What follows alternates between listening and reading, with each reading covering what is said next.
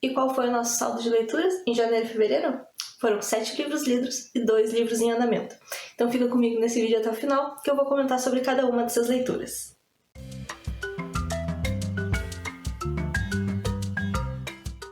Fala galerinha, tudo bem? Pra quem não me conhece, eu sou a Mariana e esse é o Perdido Entre Vidas. E se tu também gosta de fazer o balanço de leituras do mês, já deixa aquele joinha no vídeo e te inscreve no canal, que aqui a gente fala bastante sobre leituras e literatura. Então, sem mais enrolação, a gente tá aqui pra falar de livros, né? E minhas leituras começaram o ano em grande estilo. Eu participei da Maratona Literária de Verão, do Geek Freak, o que impulsionou bastante as minhas leituras, e eu consegui ler 5 livros nos 15 dias de maratona. O primeiro deles foi Flores para Algernon, do Daniel Keyes. Um livro absurdo de tão bom. 5 estrelas e favoritado com certeza. Nessa história, a gente acompanha o Charlie, que tem uma deficiência cognitiva e participa de um experimento onde, através de uma cirurgia, ele pode ficar mais inteligente. Eu não vou me estender muito, porque eu falei bastante sobre esse livro com muito mais detalhes no vídeo que eu gravei especificamente para as leituras dessa maratona, que eu vou deixar marcado aqui para quem quiser dar uma olhada. Mas eu não posso falar desse livro sem deixar de dizer que ele é incrível e que todo mundo deveria ler, sem exceção nenhuma, todo mundo. Eu ouso dizer, inclusive, que ele poderia ser até um formador de caráter. Depois dele, eu peguei o Fahrenheit 451, do Ray Bradbury. E que livro, minha gente! Que livro! Isso foi uma releitura e mudou completamente o que eu pensava sobre essa história. Ele foi de 2 estrelas em 2014 para 4 estrelas agora em 2022. O que 8 anos de amadurecimento não fazem, né? Agora eu estou em busca de uma edição física para ter aqui comigo na minha biblioteca e poder ler ainda diversas vezes na vida, porque eu tenho certeza de que cada releitura vai ser melhor do que a anterior. Até aqui eu cheguei nos contos do Lovecraft.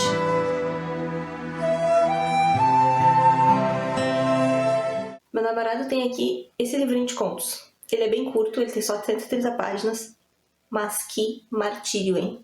Meu Deus, eu achei isso um horror. Pareciam que eram 300 páginas, credo! E definitivamente, agora eu digo de boca cheia que eu não gosto do Lovecraft e eu nunca mais vou precisar passar por isso de novo. Os maiores detalhes do meu verdadeiro desgosto com esse livro e com o autor estão no vídeo da maratona também, para quem quiser dar uma olhada. Então, para me dar um alívio, eu li O Mercador de Veneza, do Shakespeare. Como eu adoro as peças de comédia desse homem.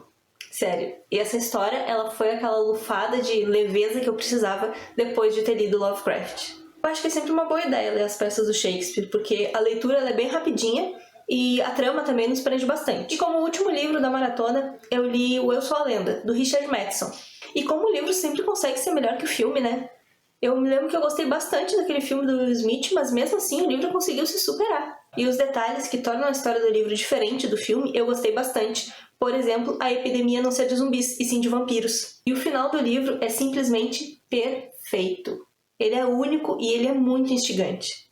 Eu, por exemplo, não lembro de já ter lido algum livro que terminasse com essa mesma pegada. Eu sei que o livro terminou e eu ainda fiquei um tempão pensando sobre o final, sobre a história e como a forma dessa mensagem ser transmitida foi genial. Saindo um pouquinho da maratona, eu mergulhei no caminho Bookverso, da Tamires do Resenhando Sonhos, porque eu tô muito dos projetinhos, né? Eu vou deixar o link do canal dela aqui na descrição pra vocês darem uma olhada se vocês quiserem. E já adiantando, a gente tem um gosto literário muito parecido. Por isso que eu também resolvi embarcar nesse projeto do Caminho Bookverso que ela criou. E como livro favorito dela, a gente começou lendo A Quinta Estação, da N.K. Jemisin. Eu já tinha lido esse livro lá em 2016. Nossa, maravilhoso! 5 estrelas. Aí eu reli em 2022. Nossa, perfeito! 5 estrelas. Favoritado. Cheguei na live de discussão toda faceira. Descobri que deixei 4 pontos importantíssimos sobre a história passarem. Conclusão. N.K. rainha, o resto nadinha. Mas galerinha, que livro é esse? É uma fantasia misturada com ficção científica de um jeito completamente diferente e que a gente não tá nem um pouco acostumado. É um pouco complicado de explicar a história, mas eu vou tentar resumir. Ela é sobre pessoas que podem causar terremotos, literalmente, e elas são chamadas de orogênies. E essas pessoas, elas têm ligação com a quinta estação. Porque além da gente ter inverno, outono, primavera, verão, etc., a gente tem essa chamada quinta estação. E quando ela é desencadeada, ela dura um tempo indeterminado e todas as coisas morrem. Então é literalmente uma luta pela sobrevivência. Além de tudo isso, a história também traz um baita de um debate humanitário. Porque esses orogênios, eles não são nem considerados pessoas, não são considerados seres humanos. E eles são usados como armas pelo governo. E isso tudo é só a pontinha do iceberg. Eu já desconfiava disso, mas agora que eu tô lendo o segundo volume, O Portão do Obelisco, eu não tenho mais miolos, de tanto que a minha cabeça explodiu com essa história. Depois dessa maravilha, que foi A Quinta Estação, eu finalmente terminei de ler Duna, do Frank Herbert. Eu comecei a ler esse livro lá em novembro do ano passado, e eu me lembro que eu fui bem devagarinho com ele, fui lendo assim meio despretensiosamente, porque ele tem muitos nomes estranhos, eu demorei bastante para entender como funciona a política ali, e ele tem como característica deixar a gente meio perdidão no início mesmo. Lá pelas tantas eu acabei dando uma pausa para ler outras coisas, inclusive esses livros da maratona que eu já comentei aqui, e o Duna acabou que ficou esquecido no churrasco.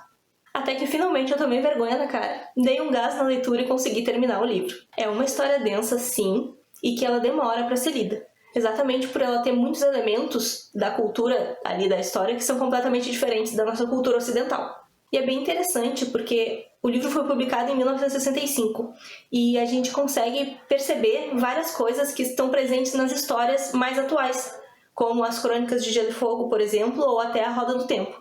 É uma história que vale bastante a pena ser lida, apesar de eu ter esperado um pouco mais do final. Eu acho que eu esperei tanto assim do final porque eu acabei esquecendo que o livro fazia parte de uma série. E eu acabei que fiquei esperando toda a resolução nesse primeiro volume. Fiquei um pouco frustrada? Fiquei, mas a culpa foi minha mesmo. Então, depois dessas pérolas, eu tenho 2 livros em andamento atualmente.